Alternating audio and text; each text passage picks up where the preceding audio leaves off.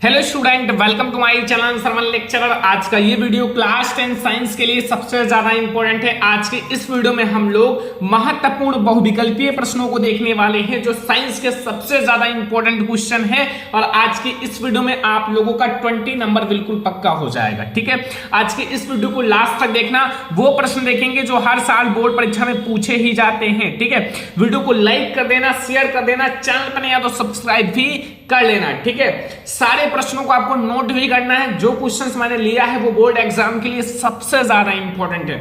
जैसे पहला number question देखो यहां, ठीक है, लिखा हुआ Fe2O3 + 2Al gives out Al2O3 + 2 Fe। ऊपर दी गई अभिक्रिया किस प्रकार की है? वेरी इंपॉर्टेंट क्वेश्चन है कि ऊपर दी गई अभिक्रिया आपकी किस प्रकार की है। ऑप्शन नंबर ए है संयोजन अभिक्रिया, बी है द्विविस्थापन अभिक्रिया, सी है वियोजन अभिक्रिया एंड डी है विस्थापन अभिक्रिया। तो अब आप लोग बताओ कि यह अभिक्रिया कौन सी है। देखो यहाँ Fe2 है और O3 है। O3 किसके साथ विस्थापित हो गया? Al2 के साथ। ठीक है, देख लो सारी चीजें मैं आपको दिखा देता हूं। यहाँ Al2 जो है ना, वहां देखो Al2O3 हो गया, मतलब O3 Al2 के साथ जुड़ गया। तो मतलब यहाँ क्या हुआ? विस्थापित हुआ। तो विस्थापित होने का मतलब कौन सी अभिक्रिया है? विस्थापन अभिक्रिया है। कौन सी अभिक्रिया है? विस्थापन अभिक्रिया। ठीक है, समझ में आया? बहुत ज्यादा आसान है। चलो अगला क्वेश्चन देखते हैं। क्वेश्चन नंबर 2 है कि अम्लीय विलयन का पीएच मान है।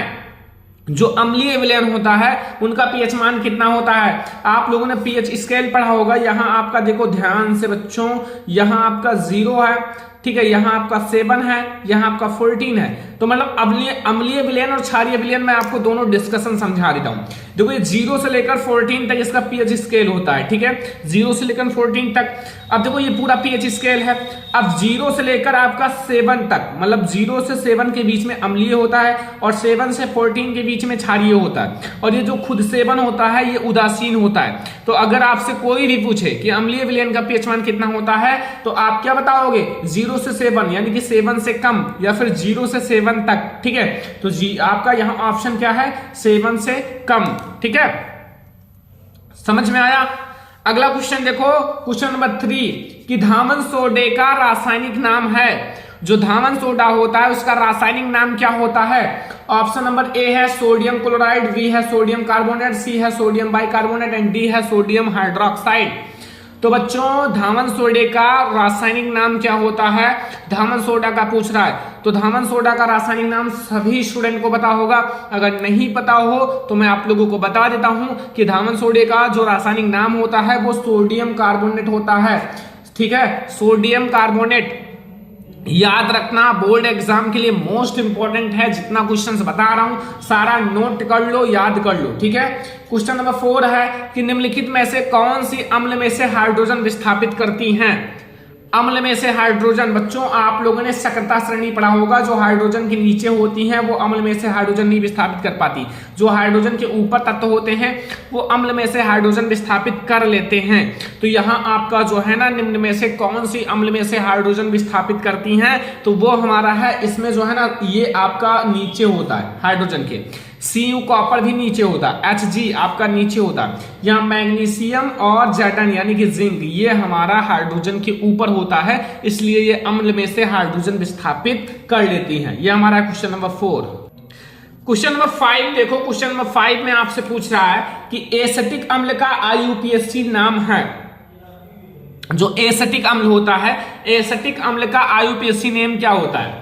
ऑप्शन नंबर ए है एसिटिक अम्ल, बी है एथेनोइक अम्ल, सी है मेथेनोइक अम्ल एंड डी है प्रोपेनोइक अम्ल।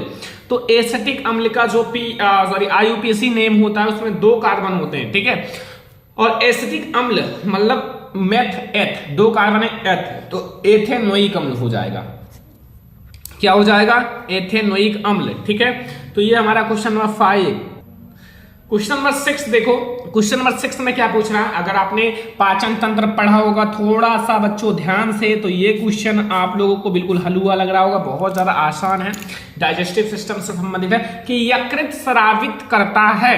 जो यकृत होता है वो क्या स्रावित करता है? ऑप्शन नंबर ए है लार, बी है जठर रस, सी है पित्त रस एंड डी है हमारा अग्नाशयिक रस। तो यकृत हमारा क्या स्रावित करता है? तो यकृत जो होता है, यकृत ये पित्त रस स्रावित करता है। क्या स्रावित करता है? पित्त रस। ठीक है, तो यकृत जो होता है वो पित्त रस स्रावित करता है। ये हमारा क्वेश्चन नंबर 6।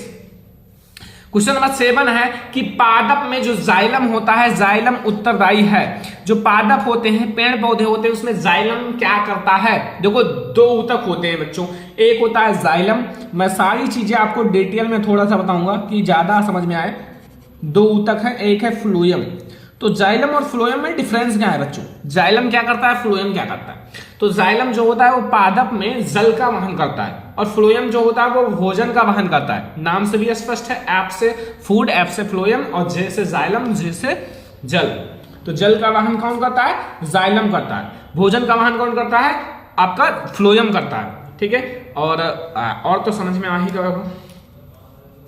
क्वेश्चन नंबर 8 है कि अलैंगिक जनन मुकुलन द्वारा होता है।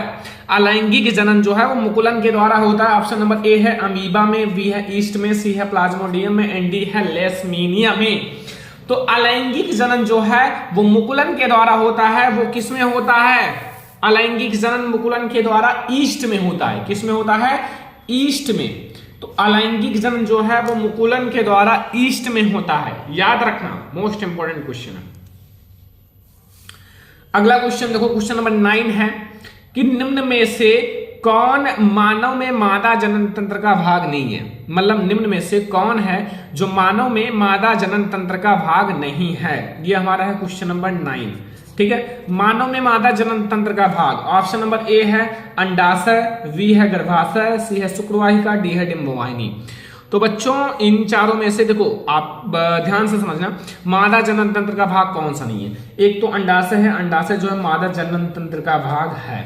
ठीक है, गर्भाशय ये भी है, डिंबवाहिनी जिसका नाम होता है दूसरा अंडवाहिनी ये भी है। तो मतलब हमारा शुक्रवाहिका जो है वो नर जनन तंत्र का भाग है, मादा जनन तंत्र का भाग नहीं है। कौन? जो शुक्रवाहिका होती है। ठीक है, समझ में आया? अगला क्वेश्चन देखो, अगला क्वेश्चन 10 नंबर है कि उद्यान मटर में अप्रभावी लक्षण होते हैं। बच्चों अप्रभावी लक्षण का मतलब देखो 2 लक्षण होते हैं, एक होता है प्रभावी और एक होता है अप्रभावी लक्षण। ठीक है, तो प्रभावी लक्षण वे होते हैं जो अपना लक्षण प्रदर्शित करते हैं। अप्रभावी लक्षण आप लोगों को मैंने 3 नियम पढ़ाया था मेंडल का, एक है प्रभाविता का नियम, एक है पृथक्करण का नियम, एक स्वतंत्र विहमन का नियम। इसमें मैंने आप लोगों को प्रभावी अप्रभावी लक्षण या आनुवांशिकता जो विकास में पढ़ाया था। लंबे पौधे आपके क्या होते हैं? प्रभावी होते हैं, अप्रभावी नहीं। गोल बीज हमारा प्रभावी होता है, फैली हुई तनी हमारी प्रभावी होता है। इनके जो उल्टा होते हैं ना, मान लो कोई लंबा है तो ये हमारा जो लंबा का बौना हो जाएगा और गोल का झुर्रीदार। ठीक है, तो ये हमारा यहाँ जो झुर्रीदार बीज है ना वो अप्रभावी लक्षण है। क्या है? एक अप्रभावी लक्षण है। तो ये हमारा क्वेश्चन नंबर 10 का हमारा बी नंबर सही है। क्वेश्चन नंबर 11 देखो, पृथक्करण का नियम प्रस्तुत किया। अभी मैंने इस क्वेश्चन के जस्ट पहले थोड़ा सा बात बताया था कि 3 नियम का, किसका बताया था? याद है कुछ? ग्रेगर जॉन मेंडल जी का, या फिर मेंडल का 3 नियम बताया था। एक प्रभाविता का नियम, एक पृथक्करण का नियम, स्वतंत्र विहमन का नियम।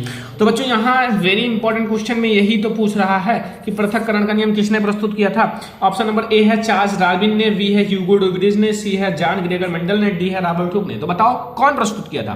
तो पृथक्करण का नियम हमारा ग्रेगर जॉन मेंडल ने प्रस्तुत किया था।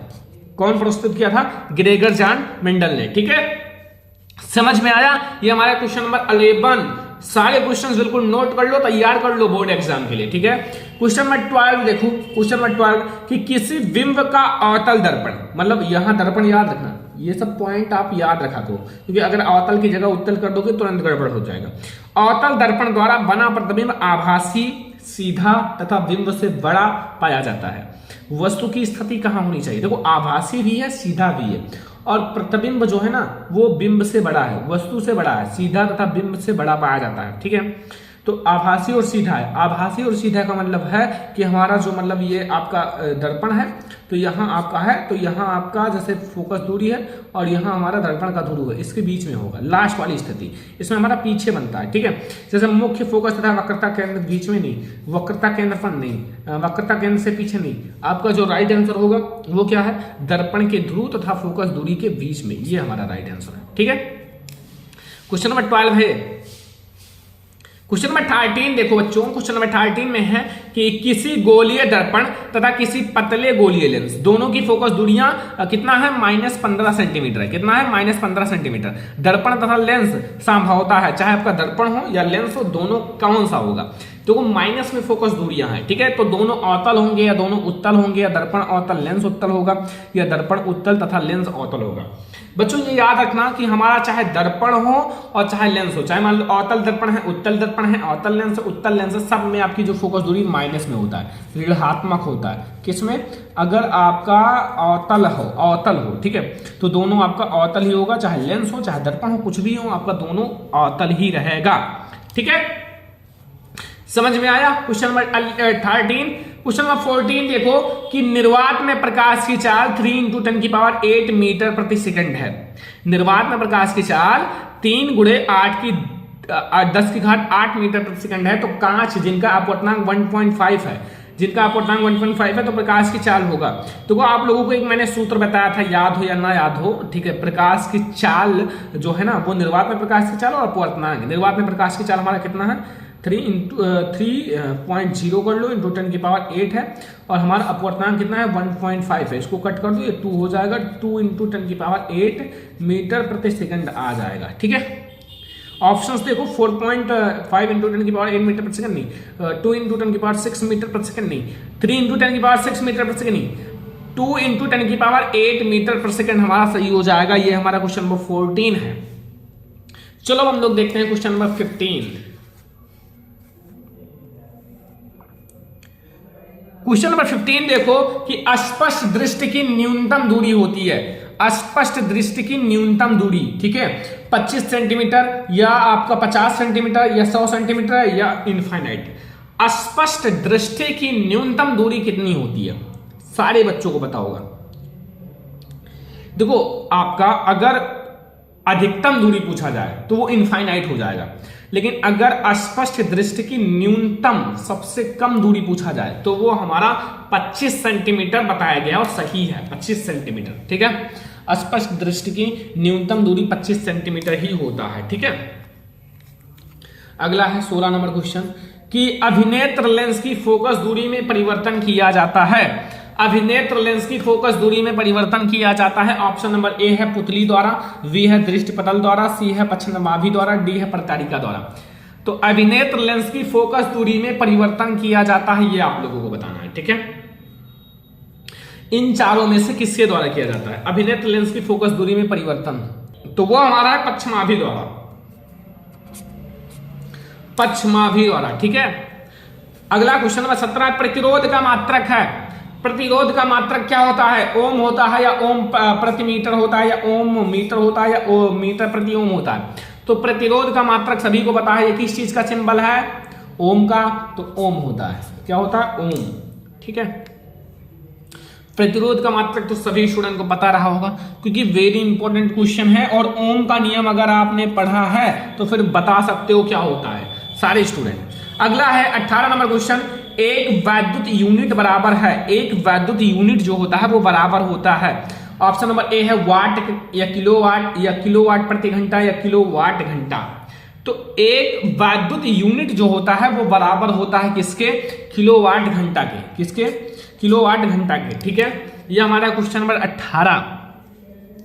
अब हम लोग देखेंगे क्वेश्चन नंबर 19, विद्युत धारा उत्पन्न करने की युक्ति है, जो विद्युत धारा है, विद्युत धारा उत्पन्न करने की युक्ति कौन सी है। ऑप्शन नंबर ए है जनित्र है, या बी है गैल्वेनोमीटर, या सी है अमीटर, या डी है मोटर। तो विद्युत धारा उत्पन्न करने की जो युक्ति है वो हमारा इन चारों में से कौन है, विद्युत धारा उत्पन्न करने की युक्ति, तो वो हमारा है जनित्र।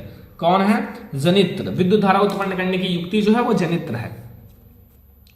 20 नंबर क्वेश्चन देखो, एक गतिमान आवेशित कण उत्पन्न करता है, एक गतिमान आवेशित कण जो होता है वो उत्पन्न करता है केवल चुंबकीय क्षेत्र या फिर केवल विद्युत क्षेत्र या चुंबकीय क्षेत्र, विद्युत क्षेत्र कोई नहीं।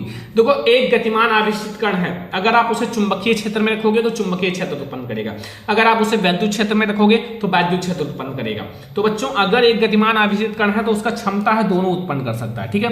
तो इस वीडियो में हमने 20 ऑब्जेक्टिव क्वेश्चन देखे, और मैं आपको गारंटी के साथ यहां से 10 क्वेश्चन जरूर बोर्ड एग्जाम में फंसेगा।